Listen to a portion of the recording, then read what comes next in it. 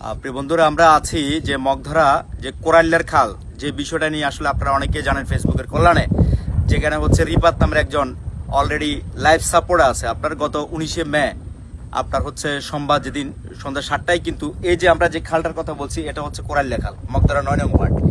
এই খালটায় নিয়ে কিন্তু আসলে মূলত বিরোধের উৎপত্তি এখান থেকে, এবং সেটাকে কেন্দ্র করেই আপনারা জানেন যে রিফাতের উপরে একটা হামলা হয়, এবং ওই হামলায় পরবর্তীতে রিফাতকে কিন্তু উন্নত চিকিৎসার জন্য চট্টগ্রাম মেডিকেল কলেজ হাসপাতালে নিয়ে যাওয়া হয়েছে। এখন আমরা সর্বশেষ তথ্য অনুযায়ী আমরা ধরেন আপনারা আরো যদি চিন্তা করি যে এখন থেকে আরো 20 মিনিট আগ পর্যন্ত আমরা জানতে পেরেছি যেটি সেটি রয়েছে, সে এখনো লাইফ সাপোর্টে রয়েছে। তবে এখানে একটা বিষয় রয়েছে, আমরা একটি তথ্য থেকে আমরা জানতে পেরেছি যে আসলে সে যে লাইফ সাপোর্টে রয়েছে, যে বিষয়টা আমরা বিভিন্নভাবে জানতে পেরেছি সেটা হচ্ছে তার যে হার্টবিটের যে বিষয়টা রয়েছে, হার্টবিটটা সচল আছে এবং অন্যান্য যে অর্গান আছে সেগুলি অচল অবস্থা আছে, এরকম একটা বিষয় কিন্তু আমরা জানতে পেরেছি।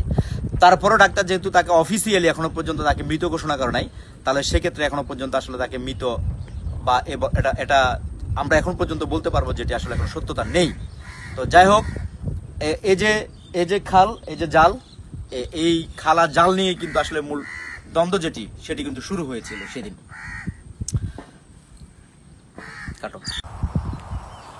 প্রিয় বন্ধুরা, আমরা সন্দীপ অধিকার আন্দোলন থেকে আপনাদেরকে একটু দেখানোর চেষ্টা করব যে বিষয়টা আপনারা ফেসবুকের কল্যাণে অলরেডি জেনেছেন, যে মগধরার যে রিফাত যে রয়েছে 19শে মে অর্থাৎ সোমবার সন্ধ্যায় যে হত্যাকাণ্ড, আমরা যেটা সর্বশেষ বলতে পারবো হত্যাকাণ্ডের মতো ঘটনা ঘটেছে এবং যে ভাঙচুর তার উপর ঘটেছে, সেই ক্রাইম সিন যে জায়গাটা রয়েছে সেই জায়গায় কিন্তু আমরা এসেছি।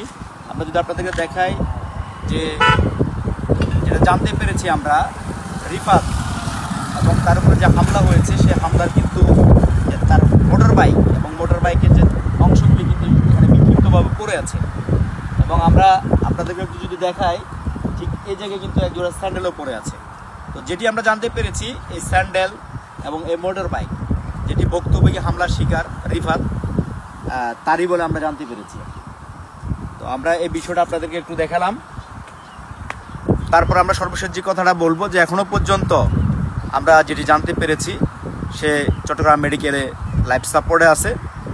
বাট একটা বিষয় কিন্তু আমরা বিভিন্নভাবে আমরা সূত্র জানতে পেরেছি, সেটি হচ্ছে তার শরীরের অন্যান্য যে অর্গান রয়েছে সবগুলি কিন্তু ডিসেবল এবং শুধু হার্ট এখনও সচল আছে এরকম।